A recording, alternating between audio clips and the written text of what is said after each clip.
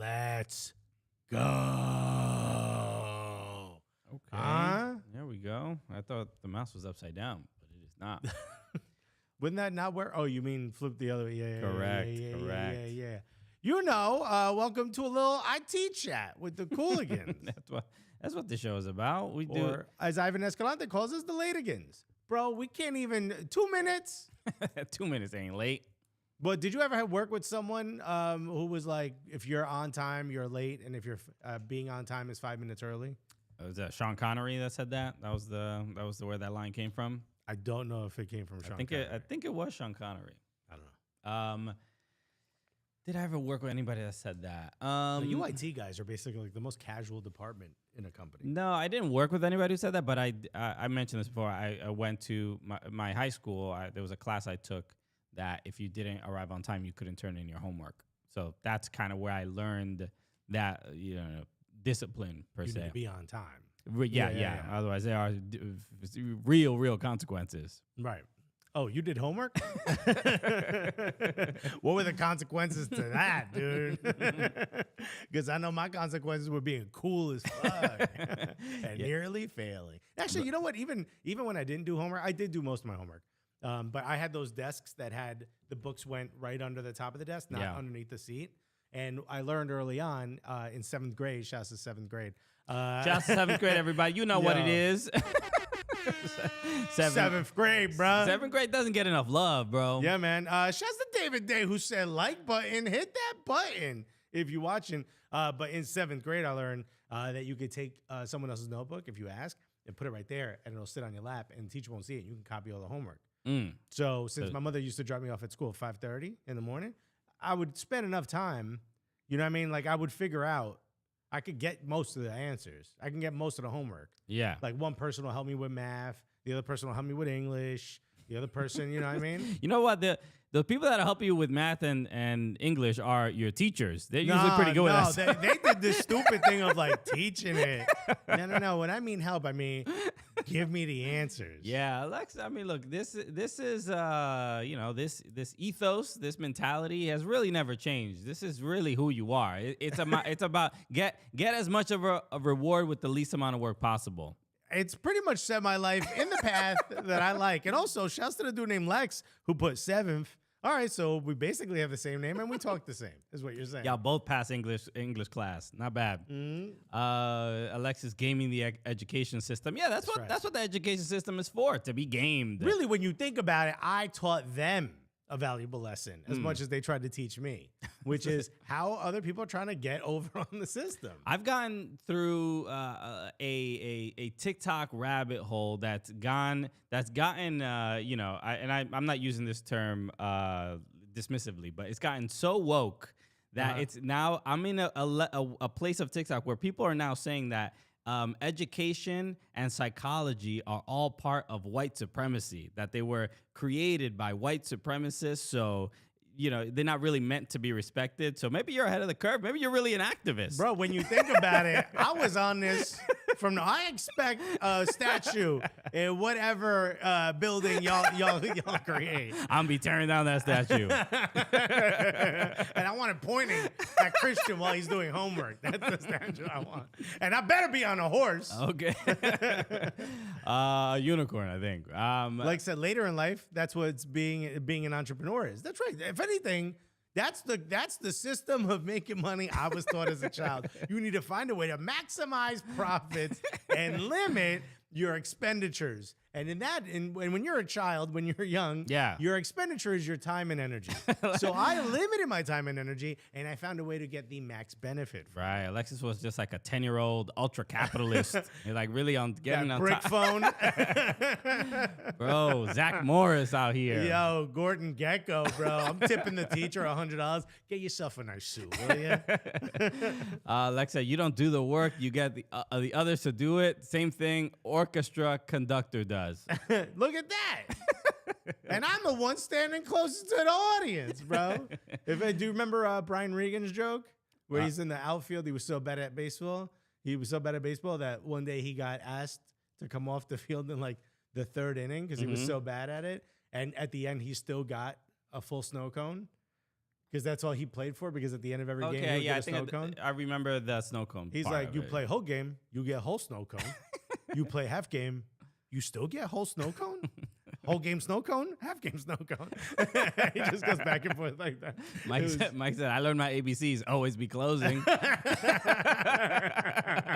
That's the first lesson. Alexis statue outside of a New Jersey pizza shop, bro. You have no idea the way the tears would flow. Welcome, everybody. I promise we'll get to the sport we all know and Yes. love. Also, real quick, look at this. Crazy, right? Oh yeah, there is. You can see it up there. We got Right there, I see little SpawnCon. Okay, the show is brought to you by. Yeah, you know how it is. So the hello everybody, welcome to the Cooligans. It's the Cooligans, buddy. My name is Christian Polanco. I'm Alexis Guerreros. There it is. All right, why do you get applause and I don't? We got to applause. You got to say both names. Okay, doesn't. I got to wait for your applause Yep. to finish before I say Applause mine. applause doesn't activate until both names are said. Okay. Also, ask the audience how to applaud. Don't ask me. We're excited to be here today, coming to you live from New York, New York. Oh, God. Let's go. All right. Well, we're definitely going to get in the weeds in MLS if you start the show that way. Hello, I'm Andrew Weeby. Thank you so much for joining me. How's Kansas City, dude? How is I'm doing all right, bro. Today, obviously, we're focused on all things American soccer. A lot to discuss in regards to NWSL draft happened last week. Been a bunch of moves within Major League Soccer. We'll talk about that. Without Major League Soccer, you know what I mean. And, people leaving out of here. People, they're like, I'm done with this place, you know? Okay. I don't even know. You said 6 different sentences, the beginning of 6 different sentences once. So, no, we're talking about all those things, and we're here live on YouTube. If anybody in the chat wants us to talk about anything in particular in regards to American soccer, please put it in the chat. We'll make sure we try to get to it. If you super chat it, we're 100% definitely going to get to it, okay? Also, thank you for joining us in el YouTube. At YouTube. Okay, let's go. I just got, I apologize, I forgot who messaged me the other day, but there was one of our supporters who purchased el-youtube.com. Remember when we first that's right, yes. we moved from Twitch, Right. from El Twitch. El Twitch. Then we went to El YouTube. We should also link El Twitch to our YouTube.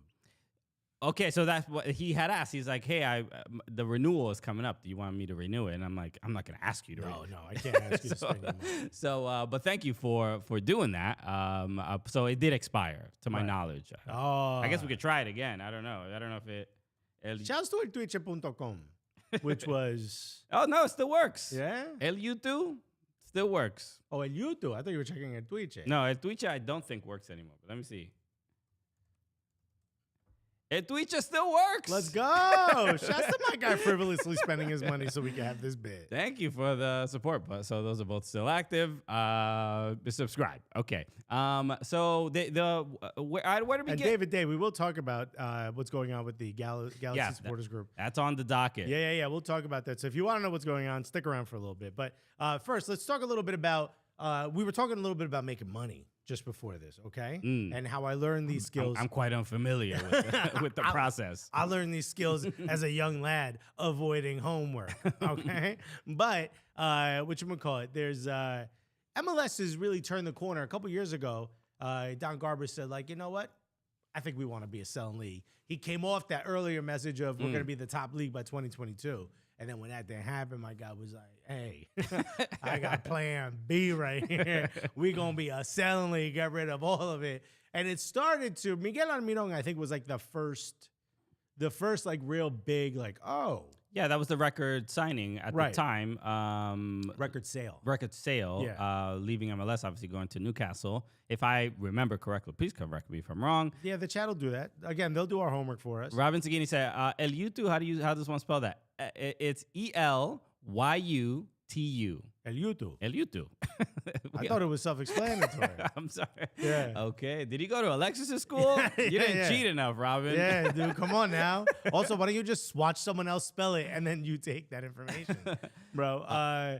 Whatchamacallit? So obviously, that big sale was a big moment for MLS, right? It was a sign, especially to a lot of young Latin American players, South America, where a lot of European clubs aren't as don't have as strong a scouting network outside of watching a couple Boca Juniors games, right? It's a real chance, especially with some of the connections that we have here in MLS, we as MLS, as America, to sort of get a little bit of a leg up, especially because when players do go to Europe at a young age, like if Miguel Almiron went straight to Europe from, I forgot what Paraguayan club he was at. I can picture the badge in my head, but I can't remember. Olympia? No, it wasn't Olympia. I forgot what club he was at. Whatchamacallit, if he had gone straight to Europe, he would have been on a bench. Would have been on a bench for a little bit or loaned around. Maybe he ends up at, Anderlecht or Venlo or whatever that club's name is. Whoa, you okay? You feel like you got a stuttering issue there? I need to go see a doctor. Someone said, "Que lo que volume though? Are we too loud or too low?" Oh, let us know. Volume. Lanús, which is hilarious because the word anus is in it. Okay. But yes, Lanús, right? He would have been loaned out and stuff. Right. So are we at that moment right now where MLS is the perfect place to go if you are a, say, sub 23-year-old, maybe still has a little bit to prove, player in Latin America? Is there a better place to go? So you're talking about players from Latin America? Or just in general? I think it's in general. As far as the development to go to Europe. Before to go to Europe, what would be the ideal place to go? Is that what you're asking? Well, I saw a... some people saying the volume is fine. Some people saying the volume is too low. Interesting. I mean, it seems fine to me. Levels look all right to me. We could raise our volume, I guess. No. This is exactly where we need to be so we don't get a lot of feedback. So... yeah, I can't do too much. We're at about -20 on the stream. So that is a little low.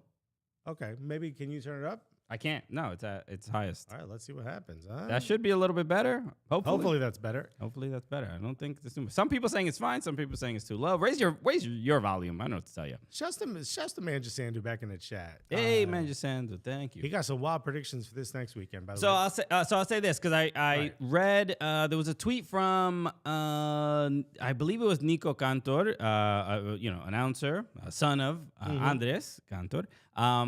He was talking about the Mudryk sale to Chelsea and how the cost of it, the price of that sale, and how Manchester City bought Julian Alvarez from River Plate, I believe, for something like 24 million or something, compared to 100, right? And as far as game it's actually matches, turns out it's more than 100 because remember we were talking about there was like that 22 million pound donation. Yeah, that comes above the sale. That's not part of the fee. Okay, all right. So it's wild. So Top Bully's just out here dropping money. So when you compare Mudryk, who doesn't have that much actual experience, that many matches, he does have Champions League, and he is a good player, and I'm sure he'll be fine. And he has played in Europe. So, but Julian Alvarez, who had more matches, more goals, and a World Cup, more minutes. Yeah, I mean, this was before the World Cup. Still has it though. Yeah. But before the when Manchester City got him at a very low price. So he was putting out the theory that why is a player who plays in the Ukrainian league is getting so much money compared to a player who plays in South America and has more experience, more goals, has just, you would think, a better resume. And it just simply sounds like that. If you are a team that plays in Champions League and you are a player that plays in Champions League, you are worth more on the market than a player that has more experience, that comes from South America, especially Argentina. They put out some good talent. All right. But are you worth 4 times just because of that Champions League experience?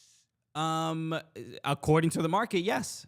Because what they're simply saying is that even if you play in the Argentinian league, playing Copa Libertadores, it is not as challenging a competition as playing in Champions League and playing. And I want to say specifically Champions League. I don't know how challenging the Ukrainian league is. But it seems like if Shakhtar Donetsk was not it's in challenging, but for a different reason. Right? They're all in if Poland he right wasn't now. at Shakhtar Donetsk and we just played for another club in Right. Ukraine that was not a Champions League. Legia Warsaw, obviously not in there, but Yeah, I'm yeah. saying a club that Yeah, is you're good, not- but it's not. So it feels like MLS is getting closer, or if not, equal to or above the Argentinian league when it comes to how it is perceived in the world market and how much clubs are willing to pay for players out of that league. But I would also say to that point that it's probably risen above it, not simply because of playing style or whatever the on the field reasons or maybe the training or whatnot. Yeah. Facilities are better here. Players have said that, but also you're gonna get paid. You don't always get that promise in some South American leagues, Yeah. including the Argentinian league. There's been problems. Also, political unrest. The value of their money is very bad. Right. Are you even? Why get paid? You know what I mean? Costs you more money to go to the bank and cash it. Yeah. But also, remember, there's the threats to player safety, a little bit of anonymity you get when you're here. Mm-hmm. Those things I think are valued by players. Not all of them. I think Miguel Almirón said, "I went because Tata was there and he wanted me." That was Yeah. it. Like he's like, "I don't even know where Atlanta was, dude." So it wasn't like this decision to be like, I got to get my family out of here. Also, we're talking about younger players. They're not really seeing that.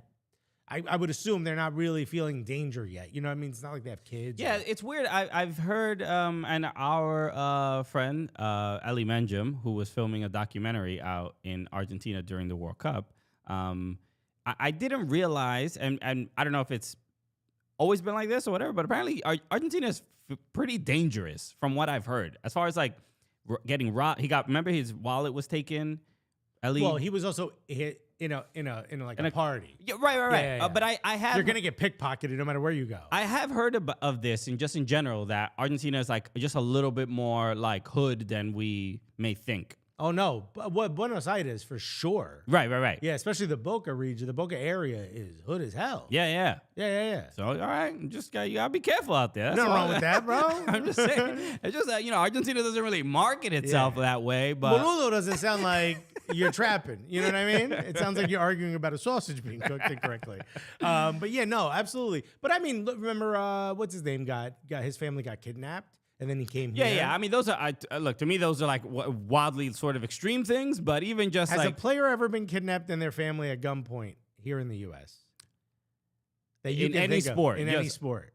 in any sport, there must have been somebody breaking into someone's home, or Breaking into homes, yes. Home invasions just straight happen. up kidnapping, like Kidnap a family at gunpoint? I don't think that's happened. Like That's in like a movie. Yeah, that's a No, movie scene. no. That's taken, bro. It happens. I guess it's more common in South America. That's what I'm saying. And Yeah. I'm not, again, nothing wrong with South America. Great place. I thought you were gonna say nothing wrong with kidnapping. No. Hey, listen, I'm a different type of entrepreneur. I don't need to do that. But hey, everybody's got their own. Everybody's got their own. Hold profit on, and loss. I got my friend Jeffrey Epstein on the phone. Hold on. No. It's a cost analysis phone call. We're just catching up. You didn't know he wasn't dead? Pretty sure Chivas USA had some dudes held hostage. Yeah, that's how you get them to sign for the team. Alan Pulido was kidnapped back in Liga MX. So, I mean, look, obviously this doesn't happen a lot, but it's happened. Is there less of a threat of that happening here in the U.S.? Yes. So a lot of players do like the life that comes along with being a player in MLS, which is you have a little bit more money than the average person. It's not like you're working at a factory, but you also get the anonymity. You could just go to you could go to a cheesecake factory. Lex just put in the chat, he said you should check out the video from Matt Damon, just correction there, Matt Damon, about going to a match in Argentina. His father-in-law wouldn't let the kids or women go to the match because of how dangerous it was. I have seen this. Have you seen this? Matt Damon? Matt Damon's father-in-law, I don't know who he's married to, but he's is Argentinian. He goes to I think a Boca match, and he's like, oh, let's get the kids, let's get the family, let's all go. He's like, no, we're not doing that. No. So It really is like, what was the movie where they played soccer in jail? I don't know. I forget. It's like The Longest Yard, but like the original one where they played a game of football, if you will, I don't in know. jail. Okay, that's going to see a game in Argentina for a lot of people. Yeah, Matt Damon's father-in-law is like, no, the kids are staying. Put on this balaclava. Yeah. Let's go to the game. Matt Damon's like, bro, let's bring the kids to a game. The father-in-law's like, you brought your bulletproof vests? Pretty wild. So but to that point, I think if you are the agent of a 21-year-old, 22-year-old, potential national team star, if you will, with let's say Paraguay or Uruguay or Argentina, maybe to a lesser degree, more like Ecuador, Colombia, places like that. Would you not try to get your player in MLS? Would that not seem like the right place? Knowing that the moment that starts, you have the opportunity to start those negotiations with Europe. Europe is now watching. All right, so we saw John Duran go from Chicago, which I believe he was only there for a year. He's 19 years old. And then he goes to Aston Villa for 16 million euros, 16.5 million euros. Same club sold Slonina to Chelsea for almost 10 million, right? Montreal sold Ishmael Kone, who they found at a local park, by the way. The kid was playing on a local team. Okay. They sold him to Watford for 8 million. Why do you say Watford like that? Because it's just like, boom, this kid went from pretty well-respected club. No, I meant that in a good way. Okay, They went from a local club, kickabout with his homies, to going to Montreal to now going to Watford. Matt Turner, obviously, we know. Adam Buksa, who came in, is now being sold out. Georgi Mihalovic going to AZ Alkmaar for $6 million. I mean, look, Montreal in the last year has made a nice call, and this is euros. I wish they would have done this in dollars. But dude, they made a nice clean. Where's Mihalovic? 6 plus 8. That's a nice clean 14 million euro right there. Good money. That's good. What, 15, 16 mil? It's For what? Having one of your scouts walk by a park and buying a kid from, where'd he come from? FC Dallas?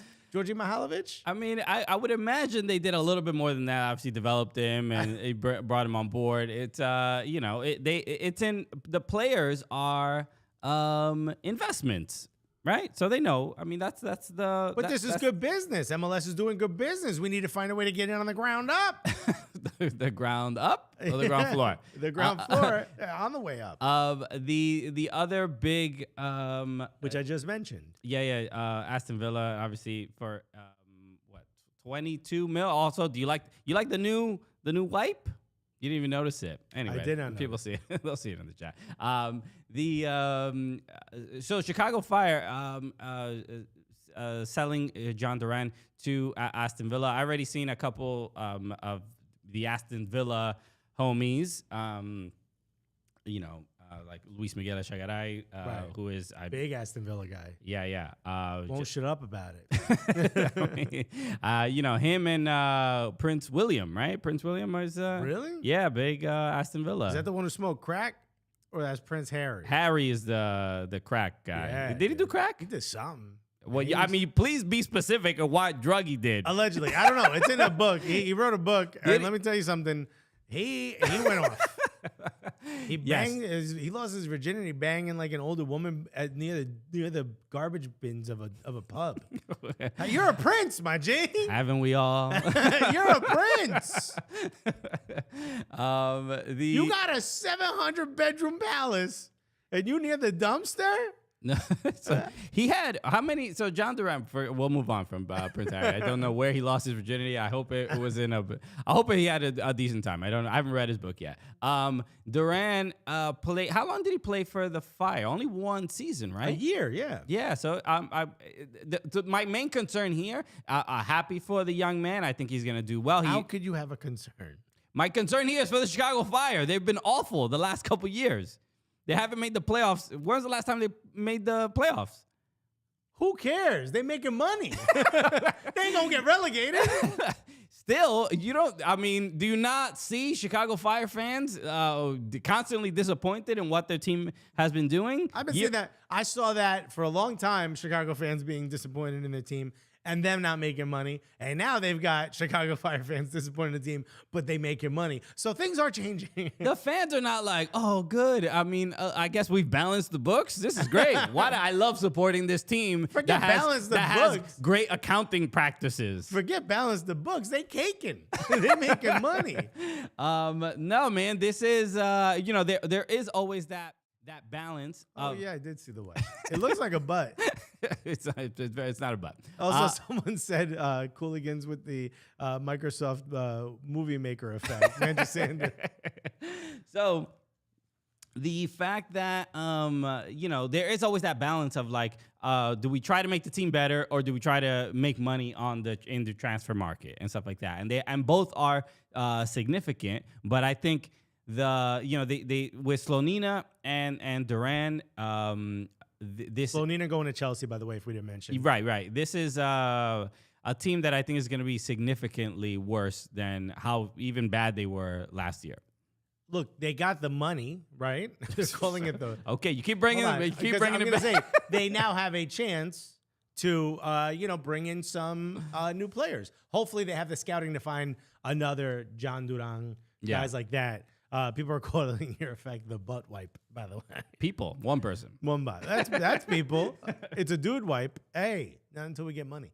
But yeah, I mean, hopefully now they have a little bit of money to be able to go out and get some of those, some extra players. Speaking of teams that need extra players, preseason games start this week, right? I do. NYCFC, I believe, has 4 players total. I believe, if I do the math correctly. We did mention at the end of yesterday's episode about NYCFC and that Alex Collins, it looks like I did see a tweet that said that he is close to an agreement with Boca Junior, but now I'm seeing, according to Roberto Abramowitz is even talking about it. several NYCFC people who cover the team are saying that negotiations are very much still ongoing with NYCFC, and there's still a chance, but we shall see. Maybe him hearing us talk about Argentina maybe affected, influenced his decision a little bit. You can only hope. Well, listen to us, Collins. We've never been there, but we know what we're talking about. You're going to look like 350 Cent in a bulletproof vest playing out there, or you can just stay here. Okay. Someone saying a Star Wars wipe, which is not bad. I'll take it. Is that what it's supposed to be? I mean, it's not. I don't know what it's supposed to be. I found it online. I figured, let me just try it. I figured, let me try something new. We got the Coors Light, little tag up there, so might as well.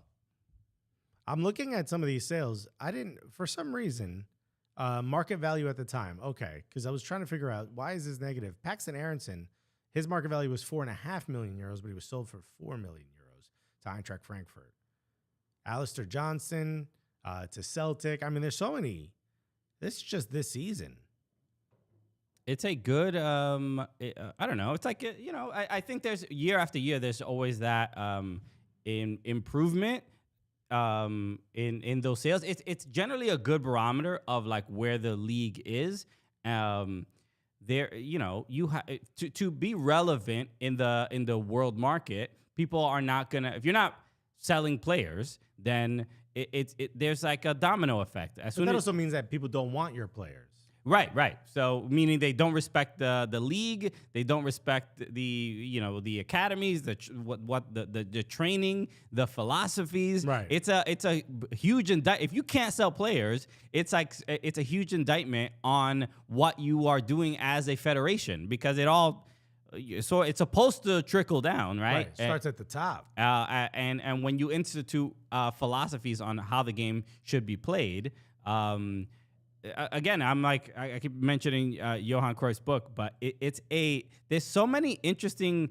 Which you just can't stop turning the pages on. I can't. I'm just like I'm swiping the pages. Yeah.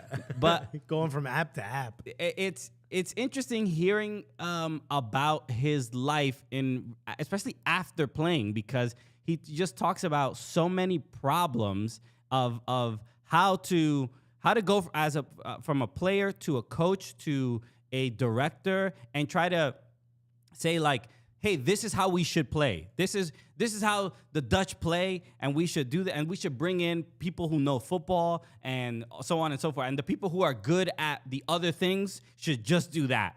And It's just a bunch of guys smoking cigars going, I don't know. but that's really how he describes it. Yeah. He's just like, I can't tell. I want to read the stories from the other perspectives of the other directors he was angry at. Because it sounds like Johan Cruyff was like a jerk. Like he's just stubborn and this is the way it should be. But how do you get an academy, a club, the front office, the board of directors, how do you get everyone to agree you've got the right idea and it's to change everything? But so the only way it would be like... Have you ever suggested to your mother to change the seasoning in the arroz con pollo?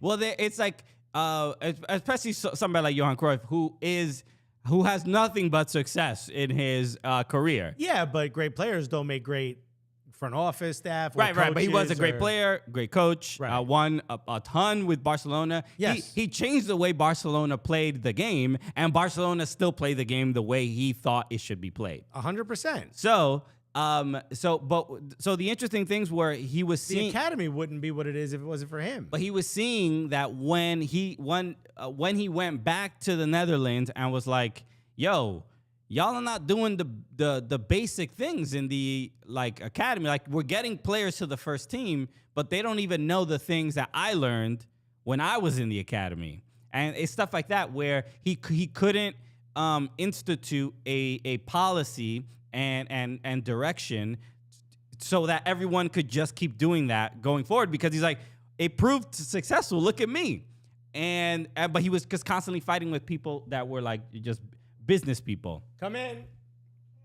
Hey, how's it going? Thank you so much. You can leave right there. Oh no, it's okay. No, please, you're fine. Shout out to USPS. Let's Just go. across the street postal service. That's the one we use. By the way, we're having a great conversation about how do you create a club that follows a system? How do you change a club's ways? And our chat is simply finding ways to mix alcohol and wipes together. So they've gone with Coors Look, wipes.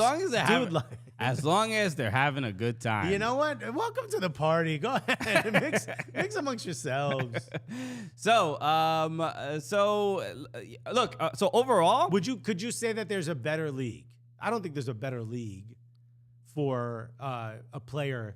Picture we're agents. We own an agency, Cooligans Right. Agency, and we've got a 21-year-old killing it at Lanús, which I keep calling Lanus because I think it's hilarious. Okay, where would you suggest they go? Would you suggest they go to, say, NYCFC, which gives them a ladder to get into Europe, like we're seeing with Tati Castellanos, who also is now being sort of considered by Brighton? yeah. Right? Would you consider that the right place to go, NYCFC? Or would you try to force a move to a club in Europe where they maybe aren't directly starting? Could you see If a I'm an benefit? agent, I'm gonna go where I think I'm gonna get the most money, right? Okay, see, now we're talking my language. I don't know. I mean, But yeah, you might get the most money, but is it the right opportunity? Because you may be giving up money in the future. You may take a little bit more now by not going Right. MLS, right. but then you're giving up the potential that they're going to make a much even bigger sale. It's really hard to say because there isn't any. We don't even have a track record. We have a couple examples in the last maybe 3 years of South Americans coming to MLS and making the move to Europe. I mean, there's just not many. I mean, Hey, Piti went to Al Nasser. oh yeah, he's doing great out there. Everybody, Is he still there? he's still there. Yeah, he Okay. was. I saw some training video with him and Ronaldo. Okay, so now he gets to play with Ronaldo. Maybe that's a guy he liked. So maybe it was definitely a good money move. Cardi B out here. But was it the best for his career? I mean, who knows? I mean, maybe for him, he's probably happy. I have literally no idea. But to try to so as of right now, my answer would probably be no. I wouldn't say go to MLS first and then go to Europe. It doesn't feel like we're there just yet, but I don't think we're far from it. Because just like I said, at some point it's gonna feel like you're gonna be able to get more money from a player coming from MLS, or the sale will be higher from a player coming from MLS than Argentinian league.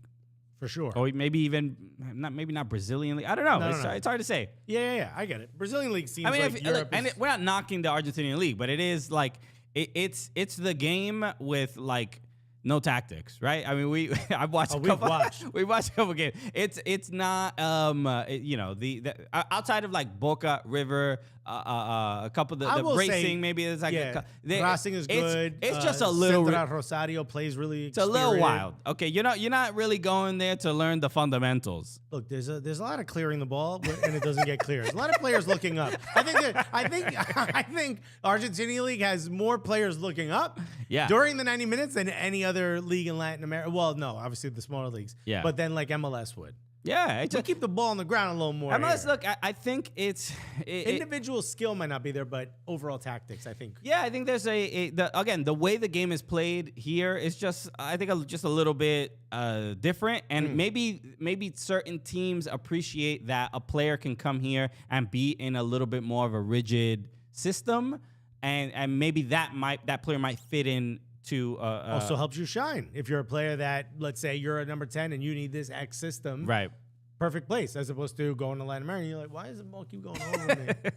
I'm looking up a lot, bro. By the way, Manchester Andrews said that a potential an Everton manager candidate just walked through the door. Okay. Say Tali said, if Don, meaning Don Garber, really wants this, should teams start hanging banners of the players they sold with the dollar amount? Hey, Chicago Fire would get a chance at a banner, bro. Let's go. Put them up in the rafters. No, Fire have won MLS Cup. They won MLS Cup in 90. Their first year. It's the only team to do it. 97. 7, right? Was it their first year or second year? It was the first year. First year, yeah. Del Boy Zero says, I think the USA market is cheaper than Europe, and Davies and Almirón and Adams are showing greater value for young players when Tchouaméni cost $85 million, which is true. And you're going to have a lot of clubs that can go out and go buy an $85 million player. And there's a lot of clubs where that better be 4 players. Have there been any recent, like, straight up duds that came from MLS? I just truly didn't work out. I mean, I would say, I wouldn't say duds, but the ones that haven't. I'm trying to think, because, I mean, some would have said Almirón. Remember when it took, like, I think something like 17 games for him to score? Right. I mean, it's not a. Was Scotland considered a top 5? No, it's not top 5, right? I wouldn't. I mean, like James Sands hasn't really broken to the Rangers. Young player, though. Yeah, there's a. Who else came from MLS that really just didn't work out in? No, I mean Who came back? Has anyone come back? I don't know. It was like, yo, it sucks out there, bro. MLS should allow for unlimited transfer spends and have it not hit against the cap. That'd really put gas on this Fire as a destination. Young DP rule will help, but it can be even better. Yeah, and I've often said this. I think if you go out and sign a DP under 23, it should just count as a minimum, and you should get as many young DPs as you want. Yeah, I think by the time the World Cup is here in 2026, I think there will either be another DP or just a higher salary cap or something like that. The league should change dramatically. And I think Tim Cook on the phone being like, "Hey, yo, we need to clear this up." It's all this paperwork, bro. Just go, just sign them. What are you doing, bro? What you mean? I need to figure out where to. He's at the supermarket. Like, I just want bananas, bro. I don't know. Gam, you take my credit card. Pepe is scoring like crazy at Groningen. Come on, Oscar. Yeah, I wouldn't say a dud. I mean, look, Carlos Vela came from Europe. We didn't sell him to Europe, but good shout.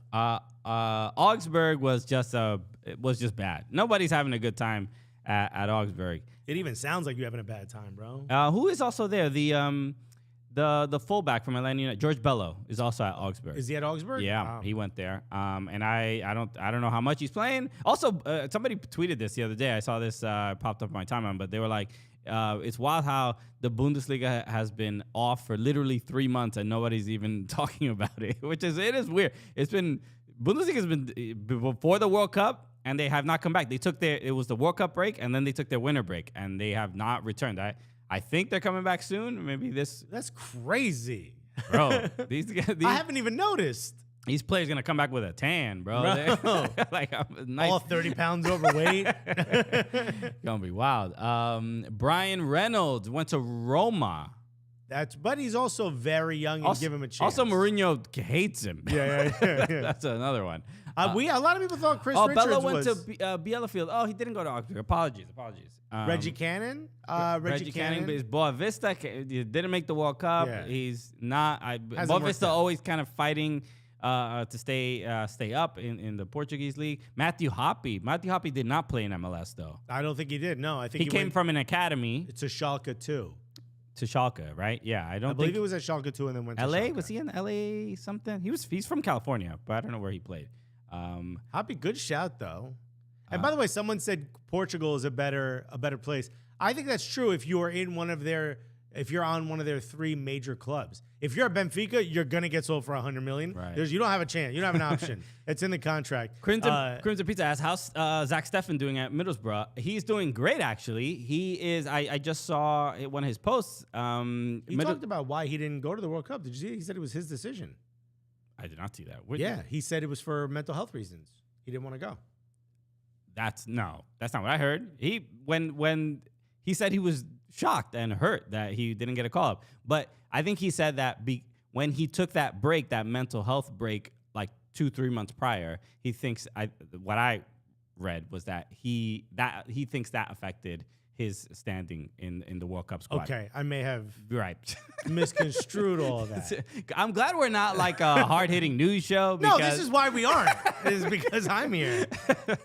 So Zach Steffen has, I believe Middlesbrough has something like 8 wins in a row or 8 clean sheets in a row. Like they actually are doing very well. Also, Haji Wright would have been considered a bust, even though he never came through MLS. Remember, he went to Cosmos, so he could avoid having MLS involved in the sale to Europe. But now, what is? I think Brighton is looking at him, right? Somebody's looking at him. There's a couple offers, or it seems potential interest. Middlesbrough are currently in the fourth place. So they're in the playoff position. They're in the playoff. Getting to one of the first 2 spots that automatically get promoted doesn't look super likely. They're like 11 points back, 12 points back. But still, not bad. PFOC didn't come through MLS, but he's playing well. Yeah, I mean, it's hard for me to really say anyone's been a complete bust. There's no one that I would look at and say this is the reason we're not getting sales, to Europe. I would look and say, I think for the most part, it's on the up and up.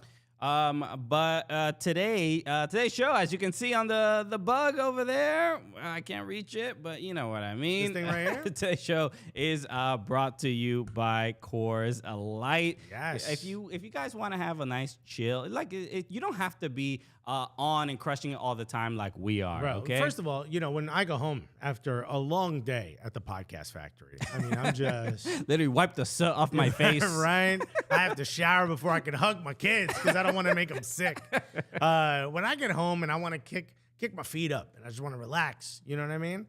First of all, you got to have something nice and cold in your hand. That's me. I'm a cold drink kind of guy. And why don't you just give me a can that tells me it's cold, like Coors Light? The little mountains on the front, they turn blue, and I'm like, oh, I'm going to grab this one from the fridge. Oh, right, yes. Because that's all you hear when I hit the couch. He needs photos because Alexis hates reading. And I sit right in my divot that I've made into my couch. But no, Coors Light, thank you. Shout out to sponsoring the show today. If you guys want to get Coors Light delivered straight to your door with Drizzly or Instacart, all you got to do is go to CoorsLight.com/Cooligans. That's right. Because look, guys, when it's time to unwind, Coors Light is the beer that I reach for. It should probably be the beer that you reach for. So when you want to hit reset, you know what I mean? Reset, some people would call it. Grab the beer that's made to chill. The can is made to chill. Get Coors Light delivered to you just like he said. Go to Drizzly, go to Instacart, go to CoorsLight.com/Cooligans. Celebrate responsibly. Coors Brewing Company, Golden, Colorado. Okay, now let's move on to some drama in American soccer because we can't we can't get away from it. But let's talk about the LA Galaxy. This was a statement put out by all the LA Galaxy supporters groups.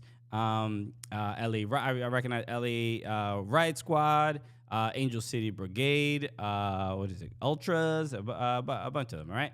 Angel City Brigade, Galaxy Ultras, and Ghosts Ultras Galaxy. Okay. And this is wow, because we know this happens within a lot of supporters groups overall. There's usually a lot of like disagreement. It's hard to get everybody on the same page. But the LA Galaxy supporters are like, we agree on this. We need to get in a way that Barcelona's front office couldn't. They need to. They essentially the statement. I'll just read the first paragraph. It says, given recent news regarding Chris Klein's contract extension, leadership of the Los Angeles Galaxy supporters groups have unanimously agreed not to attend any matches until change in the front office is made. And Chris Klein, former LA Galaxy player, who is now the GM. I forgot his exact title, but he makes a lot of very big, important decisions for LA Galaxy. LA Galaxy recently were fined by the league $1 million and a significant amount of money, and also a lot of general allocation money, and because of the Christian Pavon signing, they did the Matuidi, paid him a little bit under the table, and like, nobody needs to see this, and they're like, yo, we see it all. Right. So they got in trouble. Sometimes I think you got to push the envelope, especially if it's stuff with money that no one knows about. And so LA Galaxy are going to obviously suffer severe penalties, but Chris Klein obviously was a big part of that, and his contract was extended. LA Galaxy have kind of been living in mediocrity for I don't know, the last, decade kind of. When's the last time they won MLS Cup? It's been a long time, but they were very close to. They made the second half of last season fun. They've got some good players. They've got a good system. 2014. Who's their coach? Greg Vanny? Vanny, yeah. He's got to be like, damn, I miss the old days, bro. Just get an MLS Cup whenever I wanted. Right. So this is a time, I think, for look. The one thing I'll say is, we've we shout out to ISC as well, who are having their conference this weekend, because we've performed stand up in front of a lot of supporters groups, including LA Riot Squad and Angel City Brigade. That's right, and they do not take jokes well. One of the guys, LA guys, was so heated. We were roasting the LA Galaxy, but we roasted everyone. We roasted everybody. And this kid legitimately wanted to fight me. Someone said that LA Galaxy says, we will tailgate with a Coors Light in the parking lot, but we will not enter. Good. That's a good ad read. Yeah. Shout out. First thought about this. Look, if this is Del Boy also said, I guess this makes the fans the guardians of the galaxy. But this is look. We don't usually see protests like this this serious in MLS. I also think because it's MLS, my first instinct is to say no one from the front office is going to make a change because of this. You know what I mean? It seems like MLS does what MLS wants, and the fans either enjoy it or don't. You know what I mean? Well, Chris Klein has been in his in this job for quite a while, and also it's not a good sign if people are trying to get you fired that don't even work there. You know what I mean? Sure. It's not a good sign. But it's gotten to the point where look, and in the statement it said this boycott does not come from animosity to the players and coaching staff, rather a frustration with continued front office practices that have placed off-field business in higher importance than on-field product. So we know LA Galaxy, when it comes to business, they sign huge players. Zlatan sold the most jerseys in MLS. Like they're good at that aspect of the game. But the last few years, the first one they did, they basically needed the league to change its rules to allow it. With David Beckham. Yes. Yeah. So they're good at that, and we know that. And I wonder if that being good at the business side of the game has allowed for people to maintain their jobs when the results on paper look really good as far as bringing money for the club and bringing up the club's notoriety. But when it comes to just the on-field product, it doesn't. I'm sure. I know they care about it, but it just doesn't seem like it's the biggest priority compared to just having a successful club. I would say that that's all of MLS. MLS is a business. Well, every single club in the world is a business. We all Yeah, know but that. they run at a loss. MLS is like, no, we make money around here. Okay. I mean, but obviously that isn't an excuse for the supporters to be like, oh, okay, I understand it's a business, so No, we're all look, good. I get where the supporters are coming from. It's fine to sit here and say, hey, we don't like the business moves you've made because they've cost us now on the field as opposed to benefited us. Yeah, you have every right to protest. Every time I'm very cynical of protests within MLS because do they lead to anything? Sometimes they do. But it feels like in Europe there's a little bit more danger when there's protests. Sure. Look, it seems like what they're asking for is for Chris Klein to be removed from that role. Can you actually see a person getting fired from their job? Well, so the Inter Miami, I forgot the guy's name. And by the way, if you did break the rules, he did break the rules. Yeah. And look, I don't know his specific involvement in breaking the rules, but he is the guy that gets to pick the players and stuff like that and involved in those decisions. So he should bear some responsibility. Sure. So the guy from Inter Miami, I forgot the GM, his name, but he got suspended for a year. And removed from his job. So you would think Chris Klein would suffer the same penalty or something similar. But again, I don't know what his specific involvement was, and I don't want to just assume or accuse. But I would assume that years of mediocrity should be enough to lose your job. Yeah, I mean, it really depends on what his involvement was. And really, how much confidence the team has that he can continue to do the job he's done and or do better. And if they have confidence in that, then I find it very difficult to believe something like this can't be mediated. Andrew Johnson said, LA Galaxy is my opinion why MLS is seen as a joke retirement league. LA Galaxy... That's like an MLS purist. Right. You can't say that because for most people in Europe, for most people outside of America, MLS is LA Galaxy. Sure. I could name you two other teams. And just like, the Premier League to a lot of people is Manchester United. Sure. And to me, LA Galaxy... Name me another Saudi team besides Al Nasser. I don't know one. Al Hilal. Bro, is that true? I watch every week. Okay. But the fact that, LA Galaxy is... to a lot, like you said, like the kind of the face of the league. Mm-hmm. And LA Galaxy, to me, kind of feels like, especially with, the noisy neighbors of LAFC, it feels a little bit outdated and old compared to all the flashy new things LAFC is doing. And on top of that, and what unites supporters more than anything is your rival winning a trophy. Which is what I was going to say next. There's a little bit of an inspiration to like, hey, we need to make a change. Yeah. Because that guy just got a new car and now... Can we get 45 owners like LAFC has? Whatever you guys need to do. But LAFC winning Supporter Shield, winning MLS Cup, it's going to light a fire. It should light a fire under the other team. And then when the news comes out of like, oh, we have to deal with a fine and a penalty that's going to affect our roster. This is not surprising overall. But I regardless of cheating the roster rules or not, to me it seems like it's kind of wild. Chris Klein has been at LA Galaxy as long as he has, given the poor results. For sure. And somebody said. Tommy G said, I'd argue LAFC is the face now of MLS. Well, I agree with you. Here's the issue. When we had the Complex show, me and Flex, he said, yo, can you get me the new LA Galaxy top? It says my name on the front. And I said, no, that's LAFC. And he goes, oh, they changed their name? Did you make fun of him? Damn, English, bro. They don't know anything. Stay out of our sport. Roasted them, bro. Keep putting orange in chocolate, you dummies.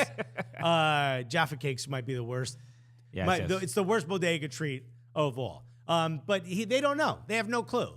So, yeah, well, I agree with you. If you care about the sport enough to look this way and maybe watch a match or two and just pay a little bit closer attention, then for sure you're going to know LAFC. You're going to consider LAFC the face of the league. Winning, big names, a lot of stars showing up to the games, cool stadium in downtown LA. There's a lot there. But if for the average person, they got no clue. Most people think we're wearing Manchester City stuff when we wear NYCFC. That happens sometimes. I want to get to this, and we're gonna Eric Winalda, and shout out to Andrew Johnson in Gully Squad who made me aware of this. I saw some of the tweets in this Twitter, but Eric Winalda, him and Alexi Lawless. Him and Alexi Lawless are just going at it. Neighbors over the fence. Okay, I thought y'all were friends. Yeah, Dad, get away from there, Dad. But there.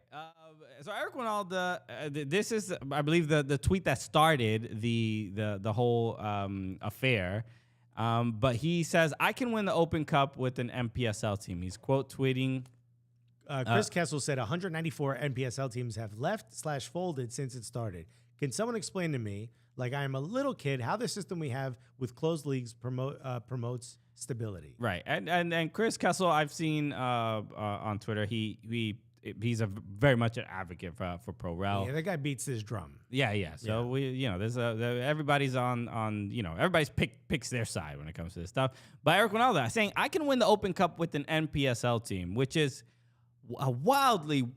just a very bold statement. Not even USL, NPSL obviously is I believe it's professional. It's not semi-pro. It is professional.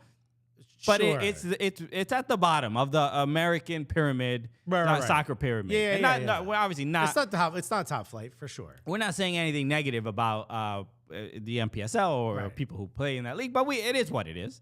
But to say I can win the Open Cup with an NPSL team, and look, we had a USL team make it to the final in the US Open Cup final. They Sacramento Republic losing to Orlando.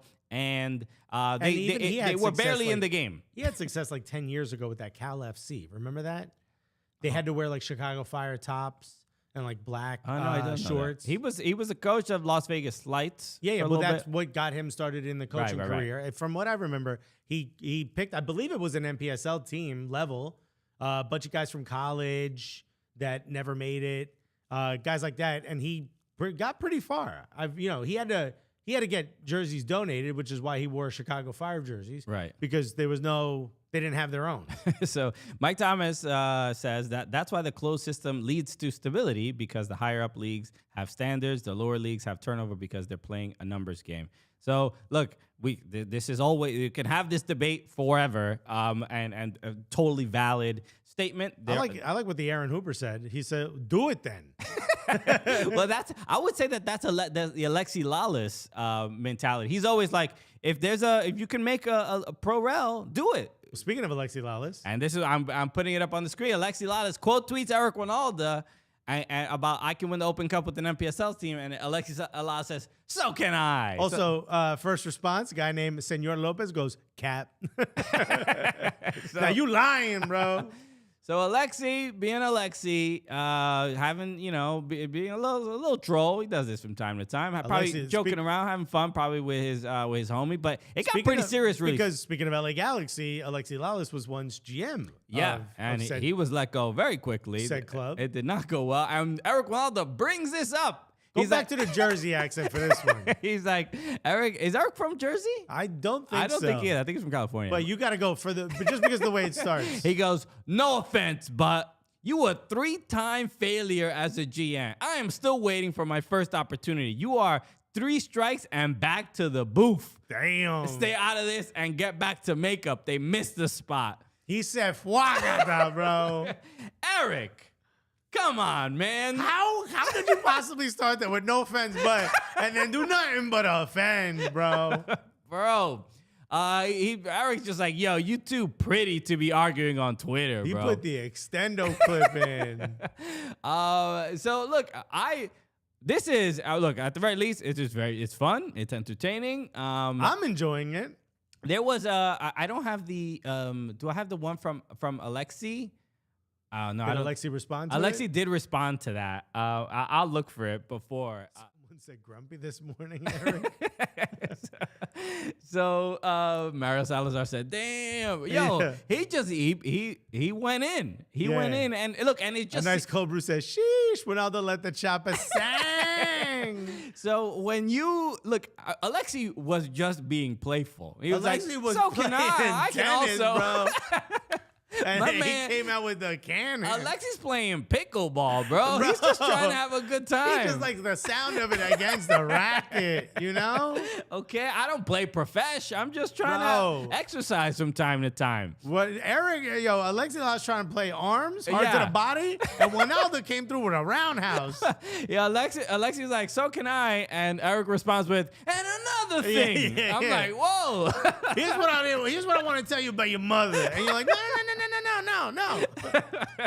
Man, look, as soon as he says, look, and we can break down the tweet a little bit because it is silly, but it does feel like there's a little bit of, I don't know what exactly, jealousy, envy, just a little vitriol. As soon as he says, There's got to be something behind the scenes that we don't know about. Right. Because don't forget, both of them were in broadcasting at one point. right. Eric Ronaldo leaves to run for president of U.S. Soccer. Yeah. And has not been able to get back into media unless, I don't know if he's tried or whatnot. Well, he works for Sirius. He does a radio show. a radio Yeah, show. yeah, But yeah. I mean, he hasn't been back on TV since. Sure. So, maybe mean, there's a little... I mean, look, you delete some of them tweets, bro. I don't tell you that some of them tweets are a little reckless. I don't know. Yeah, you know what? Get somebody to filter your tweets before you put them out. That's all. But as soon as he says you were a 3-time failure as a GM, which is all right. Okay, I mean, fine. But then he goes, I'm still waiting for my first opportunity. You are 3 strikes and back to the booth. And I think the last one is probably a joke and just sort of being playful. But I am still waiting for my first opportunity, which is first opportunity.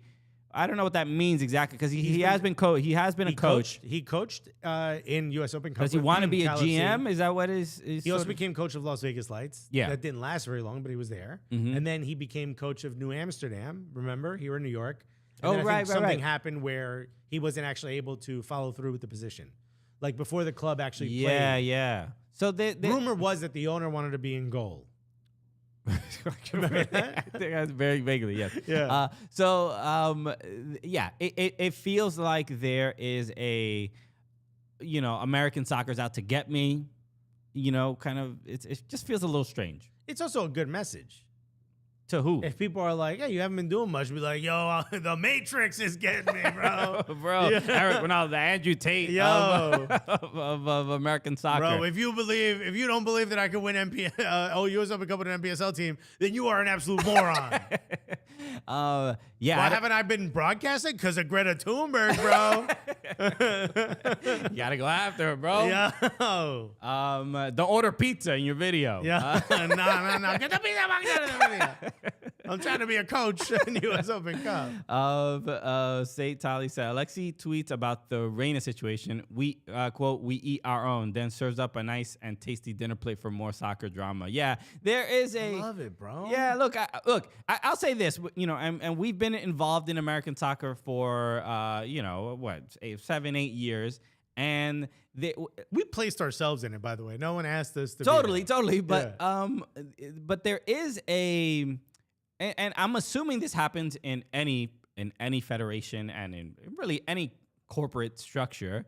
There's a clique. There's you pal around with the people you think will help you move forward and progress. And I think I'm going to assume and being as charitable as possible that Alexi Lalas and Eric Ronaldo want American soccer to be as successful as possible and as competitive and that I can compete with European leagues and all that stuff. But there is maybe it's because the country is so big. Maybe it's just there's just so many people involved. There is the infighting. It's almost impossible for it to stay private. There will always be issues, disagreements, and it becomes petty. I don't know any other way to put it. The problem is there's not enough money to go around. There's not enough opportunities. Yeah, I guess. So especially when these guys played, how much money could they have possibly made? Obviously, they both played in Europe, but even then, I don't think they were getting money. You know what I mean? So now you probably want those opportunities. You're not getting them. You think that there's some type of vendetta against you, and you're gonna snap a little bit. Morgan Tenza said, "Yeah, that's the only reason I'm friends with y'all. You build my brand. It's about time you've admitted it, Morgan. No, but look, in Hooligans need to start subtweeting more. Christian has removed my ability to do so. you have a Twitter account. Go for it. It doesn't hit as hard. So it's a I don't know. I mean, I think the vision of it being this like kumbaya federation where everybody just simply gets along, it's not realistic. It can't be that way. It's competitive. No, exactly. Del Boys, by the way, Del Boys said USA is a country 350 million people. How is U.S. soccer more ancestral than the Lannisters? Well, that's another problem. I mean, when the Reina stuff came up, I was watching Futbol Americas, and Sebastian Salazar mentioned this just about how within youth soccer, it's the customers are the parents. So the sport is kind of built around how the parents feel and how the parents feel their investment in their child is going. And so they want the coaches to treat them a certain way. They want their kids to have certain opportunities. So as soon as you introduce parents into this system, This is gonna be you in like 8 years. Yeah. I'm gonna beat up a referee, Bro, but you're gonna be no. Put my child in. Well, I'm thinking about that, and I have a child on the way, and I'm thinking, well, what kind of soccer parent am I gonna be? I see this guy. Okay, so now I need to decide what type of soccer uncle I'm gonna be. Okay, I'm your kid's uncle, right? No, you're not. Yeah. Okay, cool. You guys We're are not we are. I am. Okay, By the way, shouts to me, bro. But I'm not saying that you can't see the child, but we're gonna tell him I'm his uncle, though, right? Okay, got it. The Fine. kid's gonna grow up thinking I'm his uncle. Is what I'm saying. Of course, Yeah. We're That's gonna what's break it to him important. like Santa at some point, but When I'm eating the cookies and drinking the milk. he's not your uncle. He's Santa Claus. Actually, There's no Santa. Now let's get to the bad news. There's also he's also not your uncle. But like I need to know how I'm gonna act at these games, because I could also be the angry Obama for you. You know what I mean? Sure. Like you don't want to get banned.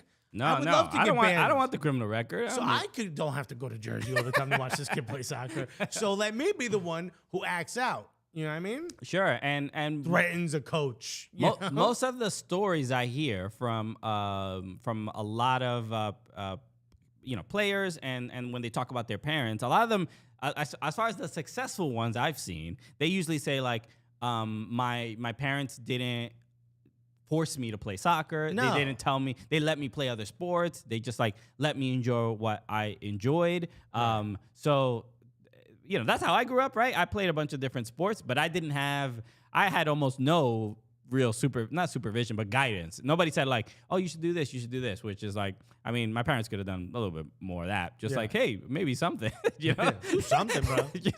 They were just like, hey, figure it out. I don't know. Good luck. I'm struggling over here. Good luck out there, boy. My mother was like, you can do whatever you want. My grandfather was like, ¿tú vas a estar con los Yankees o no puedo comer acá? My grandfather was like very passionate that I was going to end up a Yankee player. Right. And it didn't happen, but we got on Yankee Stadium. We got to walk around Yankee Stadium. Sure. And you were in the hat. So it's good enough. If you knew how much I paid for this, you'd be very upset. But someone said, Christian already thinking about this kid's everything contract. Omar. Shouts to Theo Alexis teaching street economics is fan And who was it? Someone said, oh, Del Boy said Alexis can see the kid under supervision. Oh yeah, no, I suggest that as well. You know?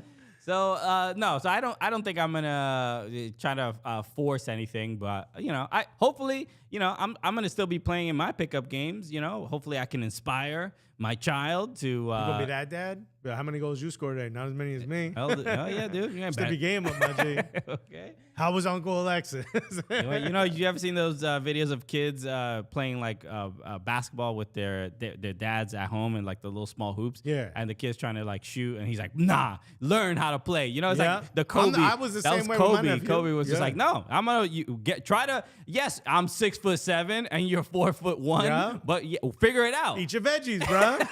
You get here. Okay, try to get a shot over me. Yeah, you got my blood. If you don't get to this height, that's on you. That was I was like that way with video games and like fighting games, Street Fighter, Tekken. My brother was so much better than me. in Street Fighter especially. And he's 8 years older, so I'm like, I remember being like 6, 7 years old, just being like, I can't be. What am I gonna do? I've been trying literally for years. I can't win.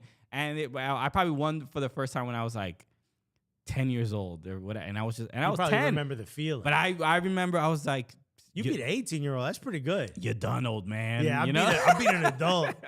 Your time came and has now went. Okay. Do they got like Social Security, some sort of system for you? Watch your hip.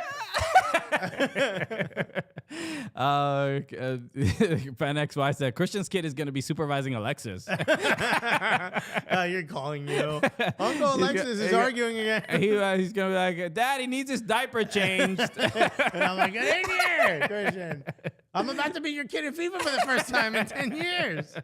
So, okay, a couple other things I want to make sure we discuss. U.S. women's national team will be playing tonight or today. I don't know what time this game is happening, but they will be playing New Zealand. I believe they're playing 2 matches.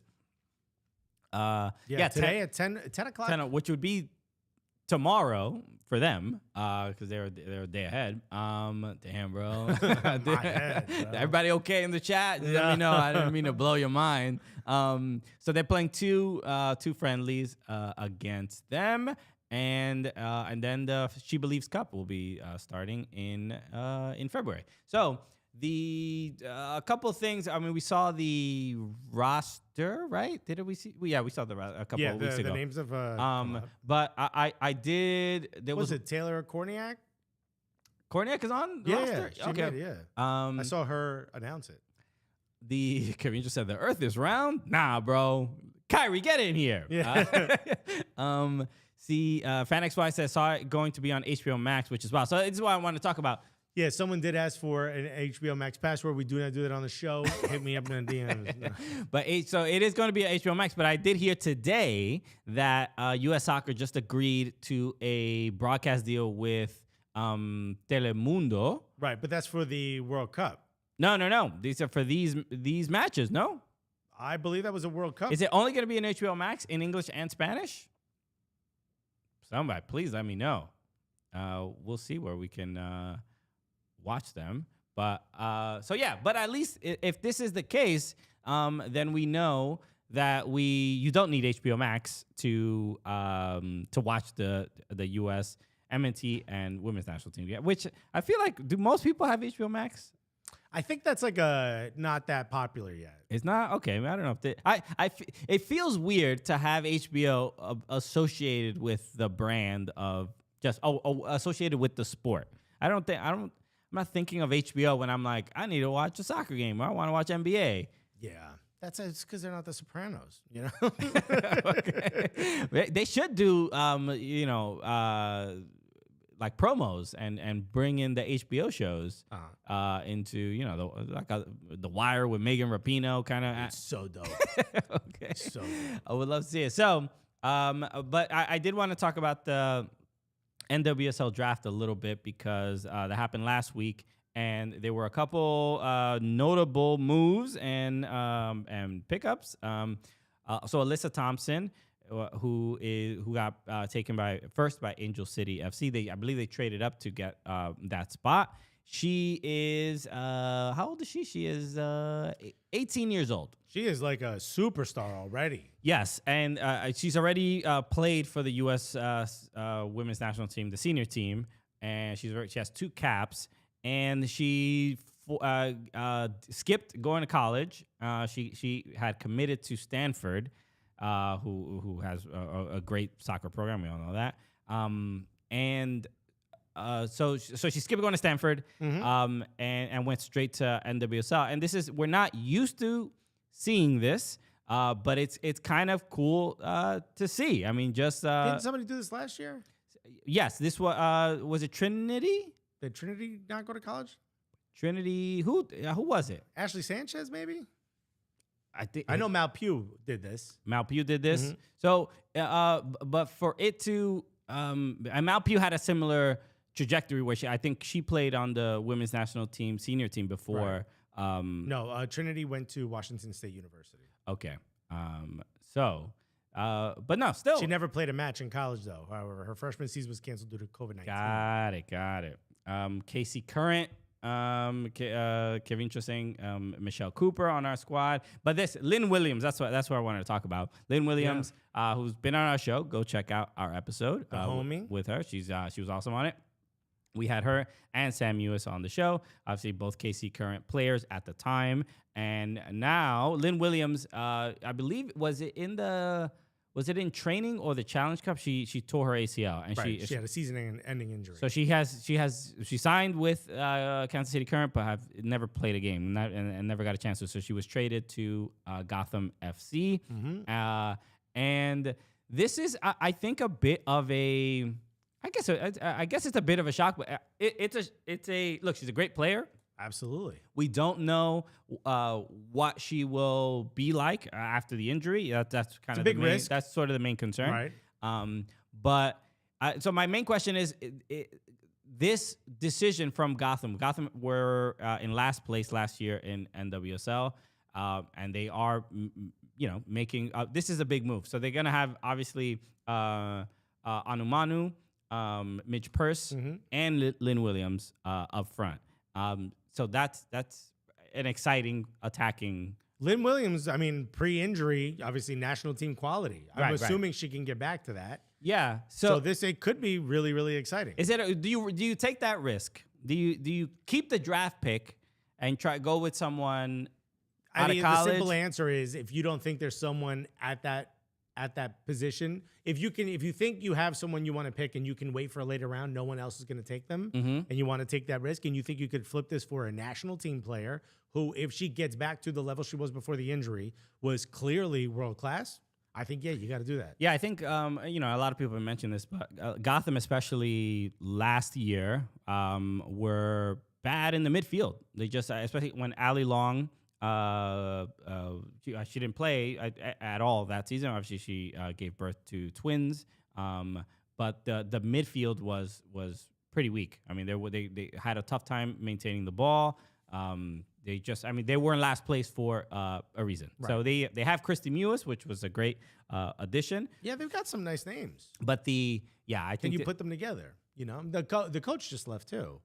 The assistant coach, at least, she just went to go become an assistant coach at Angel City. Angel City, I believe. I forgot the new coach's name. He's I think Spanish. I forgot his name. We gotta get him on the show. Come on now. So and Kevin just said they gotta sell some seats, and this is look. That's a very important part. She's a big name. It seems like I don't know I don't know if it's the same problem like that Red Bull have and or whatever. But I feel like online and on social media, Gotham have a strong presence, and I think a lot of people around the country know the team. Right. But when it comes local market, that's like the really tough part. And it's just also difficult to get people out in this area. But they need to be good.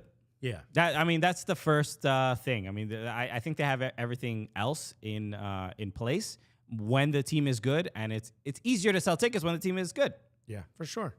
Another way to put it. Okay. Hopefully this maybe they can win a little bit, and that turns them around. Okay, and Meg Linehan, who is currently in New Zealand, I believe. Yeah, she's out there covering the games. She mentioned this from Vlatko Andonovski, the head coach of the U.S. Women's National Team, in regards to Sam Ewis. Sam Ewis also she was injured and has not played for. Did she play at all for Kansas City Current? I think she played a couple games, if I'm not mistaken. But yeah, he mentioned, this is a quote, he says, it's a long-term injury, does not want to go into details, and said they don't want to comment on the timeline or possible return at all. So obviously Sam Ewis would be a great addition to having the U.S., having her on the U.S. Women's National Team during the World Cup. And to hear that they have no idea when she might come back is a little bit concerning. So, my question now, as far as how we feel about how the U.S. is going to do in this World Cup, I'll say this: I think I'm getting a little worried because the loss to Spain, the loss to England, I think there's I don't know if it's simply like the talent is there. There's a refresh that needs to happen. It still feels like we're holding on to I do not agree at all. older names, older style. Nah, bro. I think other nations have caught up a little bit, not to the degree. You think who on the team now? Megan Rapinoe. You think is no, but Megan Rapinoe doesn't even start.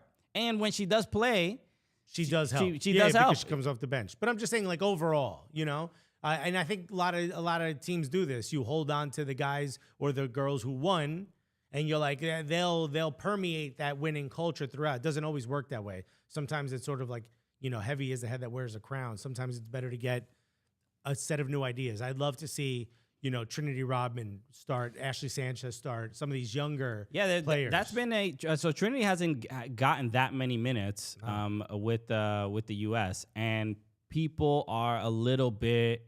There is a debate online of like, yo, why isn't Trin getting more time? Kevin just said competition getting better, which is that was the point I was going to make. I think I think COVID and not having many international friendlies hurt the U.S. probably more than it hurt the teams, the other countries that they were competing against. They look, especially the game against England. It's not that they look lost or anything like that. It's just like the competition is just so much better. Yeah, and I'm getting a little nervous, especially after watching the NWSL final. Which Portland Thorns dominated. I'm getting a little worried that NWSL. I'm just gonna say this, even though it doesn't feel right. It doesn't feel like the strongest league in the world. I mean, to be honest, it feels like other leagues have caught up. Because the Women's Super League is feeling like it might be the place to go. I mean, you're seeing, and then we were talking about this before about transfers and stuff. You're seeing big money, relatively in women's soccer. Relatively big money transfers for female players, right, which we're not used to seeing, but a lot of it is happening in Europe. Well, the thing is, NWSL had a head start. They've had eyes on them. They've had the superstars. They've had World Cup stars from a lot of nations playing there. How have you used this? They've had their own troubles. They've had a lot of issues that they've had to investigate. People getting fired. There's issues with presidents being asked to leave. Finances not in order. Some place like the WSL very quickly could just learn from the structure around them and create a league that is maybe progressing at a faster rate than NWSL. And NWSL may need to start using that little bit of buffer that they had of sort of being the league of note, the league of desire to be at for a long period of time. And hopefully that money part can catch up. Players need to be getting paid a lot more. Players need to be making more money from whatever the ad revenue coming in is. More ad revenue needs to be coming in. That other part of it that we don't have, like Europe just doesn't need TV revenue in order to be solvent.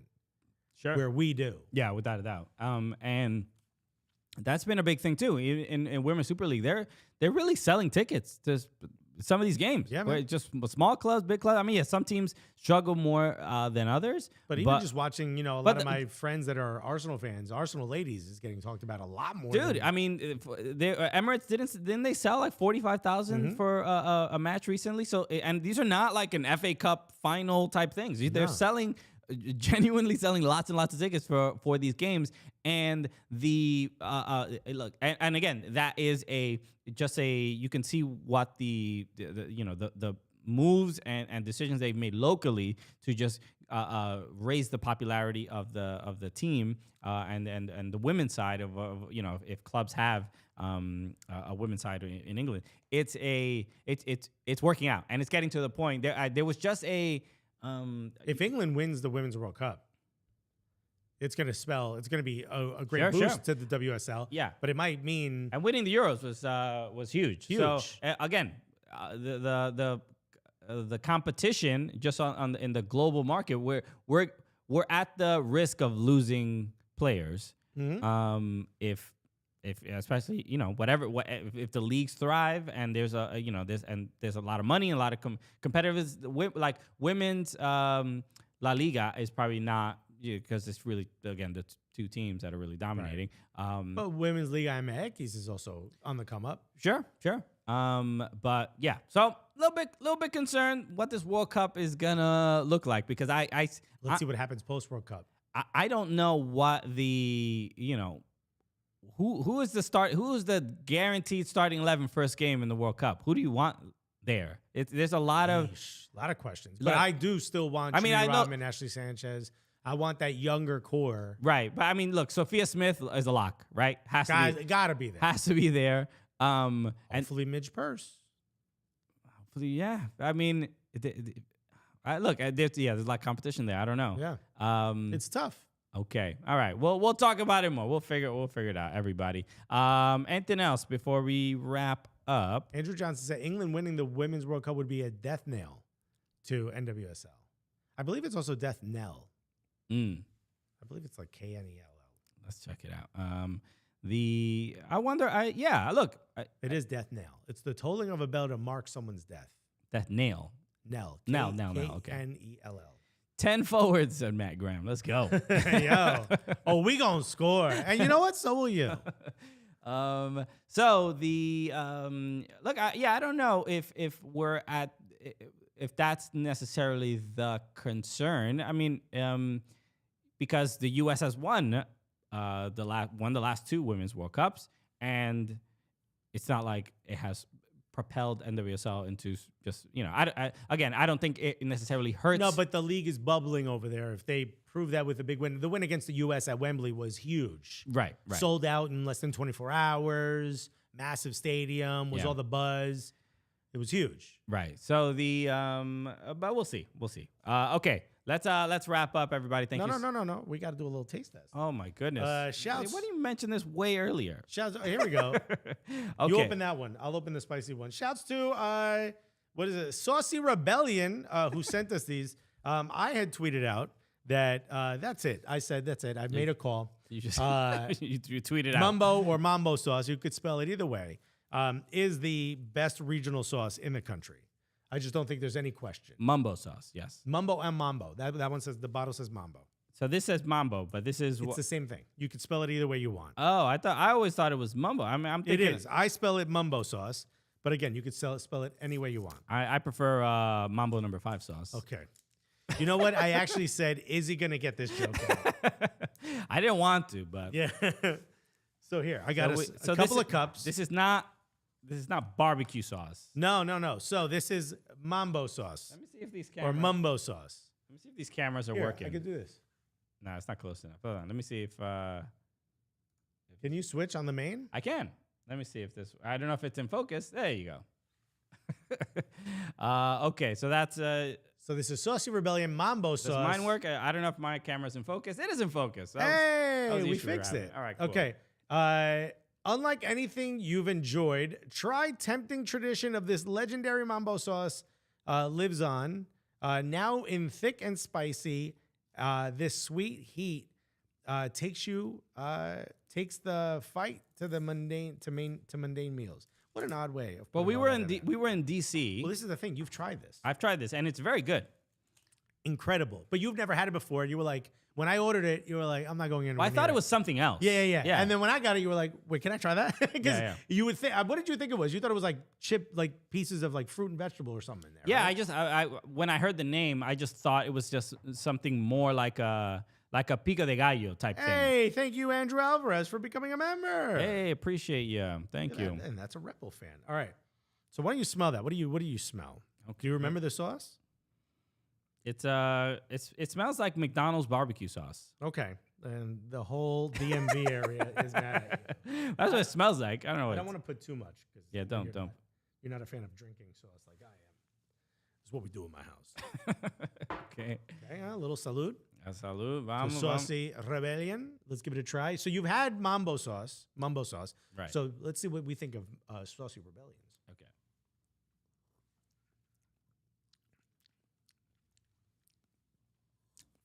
A lot sweeter.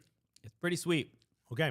And this is... It tastes like a combination of McDonald's barbecue sauce and sweet and sour sauce. Okay, so a lot of people think that's what it is, really. Yeah. But it's not. It's actually a mixture of like ketchup, barbecue sauce, Vietnamese style sauce. There's a bunch in there. No one knows for sure. you got to go to the, as they say, you got to go to the Chinese spots. Right. That's where you got to go if you want it. So that was the sweet and spicy. A little spice, nothing crazy, right? Was that crazy? No, it was not crazy at all. All right, so let's try. That's the one. Yeah, that's the one we had. That's the one we had. Mambo sauce. That's the original. So this is the thick and spicy one. Oh boy. Oh yeah. So I'm gonna put this in a different cup. You excited? I can't say I am, but Hold on. it's fine. I just realized I'm like drinking the sauce. I'm like, what have I done with my life? There's also a little. Oh, okay. Already much thicker. Mm-hmm. Oh my God. Why is my mumbo sauce making it clap? Bro, it took forever to get to my mouth. This is okay. You might like this one a little more. Not as tart. I don't have all day. What is Not going as on? tart. Yeah, it's taking forever. This is what you want to coat wings in right here. Is this bad boy? Yeah, that takes forever. What are your thoughts? Spicier? A little spicier? Definitely thicker. You could taste it. Yes. You could feel it. The viscosity. But also, how about this little treat? More? Candied jalapenos. Both good. I mean, look, I think the biggest problem here is that I'm not eating with food. This is like sauce straight to the dome is a little bit not really my steez, bro. I've never had candied jalapenos. Have you? I have not. I got us forks. Okay. Ooh, I could already. Oh, I'm gonna love this. You are not. Okay. Hold on, I'm gonna take from the top as well. Are these spicy or no? You take candied, right? So they wouldn't be spicy. Buddy, they're jalapenos. Oh, the jalapeno. I didn't realize what they were. Thought they were I like call pepper. them candy jalapenos. Okay. Oh, that's fun. Put that in a sandwich. Put that in a sandwich right now. A little spicy, but good. The spice hits right at the end. Yeah. The sweetness isn't like overwhelming, right? No, not at all.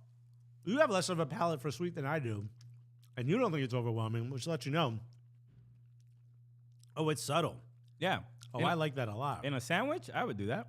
Right? Should we keep this in the studio or does this go to my house? This is the big test right here, Saucy Rebellion. Maybe one of them. No, the candy jalapenos. I mean, You want to add this to your sandwiches after we bring them back to the stew? sure. Yeah, let's keep it. I want it. Actually, bro, you can't have any. It's all mine. He's going to drink both, bro. Bro, shouts to Saucy Rebellion. Thank you for sending that. Guys, tweet out your favorite sauce. Someone might send you sauce. There we go. Saucy Rebellion. Are they on Twitter or whatever? I believe they are, yeah. Is it on here? They're in Clearwater, Florida. Manufactured for Shameless Tavern. Maybe that's a company. Refrigerate after opening. All right. Look at this. Cholesterol-free, fat-free, sodium-free. That's what I'm talking about, dog. Bro, sodium-free, my G. Saucy Rebellion. There it is on Twitter. Go show them some love. Say, yo, I saw Christian, wincing at the spice on the show. Well, I'm going to try something crazy. I'm going to put one of the candy jalapenos in the sauce. Wow, bro. Let's see what it is. Listen, nobody can control Alexis, Bro, bro. Saucy Rebellion's like, that's not me to do that. All I'm right. like one of those, childhood commercials where they're like, there was an accident at the factory. While Alexis is doing that, I'll say thank you, everybody. Thank you so much for joining us.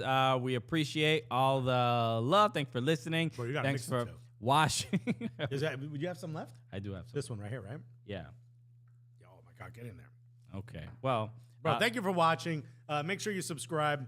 Hit the subscribe button. Hit the little bell so you know when we on. Shouts to Andrew Alvarez for becoming a member. We love our members. What do we think? good. It's very good. Very good. I love it. You guys are doing a good job, Saucy Rebellion. We will be in, a reminder, we will be in Orlando for Este weekend. this weekend for the Premier League Mornings Live Fan Fest. Come join us. You can go register. You can see the tweet. It's a little spicy. I got him now. Our pin tweet, if you want to go register, if you're going to be in Orlando. But we should find out soon who's going to be there. Maybe there'll be celebs, okay? It'll be fun. Meaning us, all right? Come talk to us. We'll be around. So if you see us there, please say hello. Let us take a photo with you. We want a photo with you. Yeah. In fact, we're gonna start walking out to people. We go, oh my God, can I get a picture? And you're gonna think we think you're a celebrity. But I'm really stoked. We're gonna have a dope time. The last one in Philly was bananas. We had such a great time. So I would say it was a Salsa Rebellion. It was so good. Look at that. So we're gonna be the MCs, joking around, having a good time. We're also gonna record a no cap recap. Hopefully with one of the celebs that are out there. So join Patreon, patreon.com/Soccer Cooligans for those exclusive podcasts and a bunch of other content that we put up there. And anything else? No. Thank you so much for hanging out. Obviously, you guys are the best. We love you. We do love you.